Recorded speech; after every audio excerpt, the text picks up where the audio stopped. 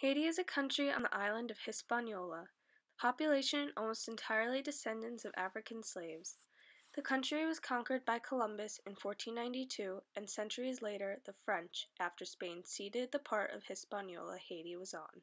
Haiti, first called Saint Domingue, was producing sugar and coffee and relied heavily on African slave labor to produce exports for the rest of the world. Slaves were such a valuable asset to the economic growth in Haiti that by 1789 slaves outnumbered free people by 4-1. Haiti had eventually adapted its own rigid class structure of African plantation slaves, Creole slaves, and at the top were white shopkeepers called Petit Blancs and white wealthy plantation owners called Grand Blancs. Because of this unfair social divide, the social construct began to crumble when slaves began to show signs of revolt. Around the same time these revolts were happening, the French Revolution was occurring in 1789. Slaves and revolutionists became inspired by the ideas of independence, like the Declaration of Rights of Man, and wanted to fight for independence. While rebellions weren't uncommon towards the end of the 18th century, the first organized revolution took place in August of 1791, led most notably by Toussaint Louverture, but also Georges Bizet and Jean-Francois, and the revolution turned into a full-fledged revolutionary war.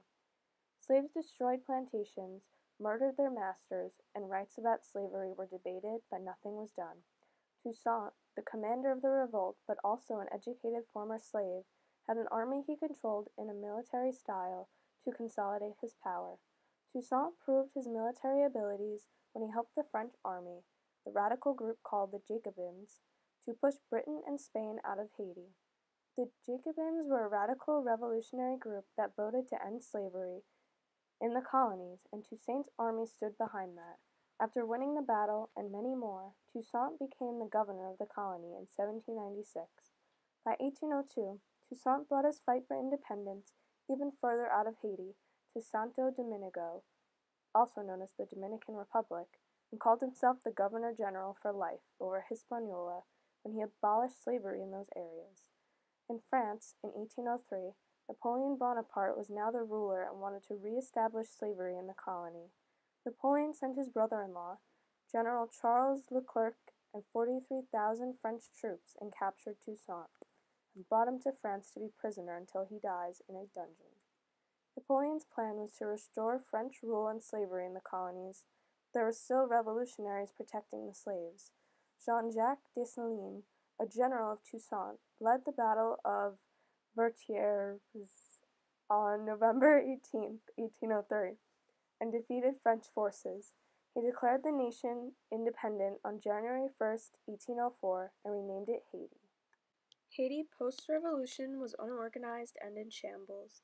There were no skilled workers left, and plantations were destroyed, meaning exports and the products that were once cash crops were virtually gone. Since Haiti had just become a free nation, people were unwilling to work for others and wanted free lands themselves. Haiti was also very poor. Slave labor was a huge source of revenue for Haiti in the past. Now that it was gone, that was another factor affecting its economy majorly. Post-revolution was also just in time for world industrialization. Haiti, however, had a lack of natural resources, and that would help it not to industrialize.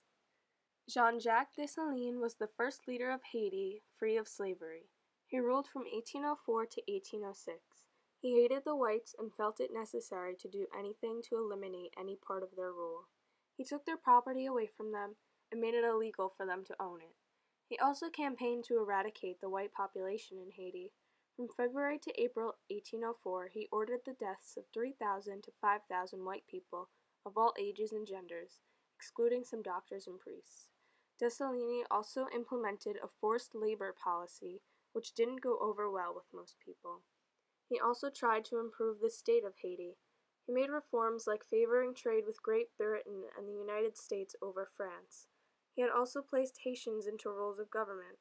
Although he did try to make reforms to Haiti, people were upset with his almost imperial rule. He even called himself the Emperor of Haiti. His rule was short, and he was killed on October 17, 1806, speculated to be by Alexandre Pétion and Henri Christophe. The two later split Haiti into two parts to rule separately.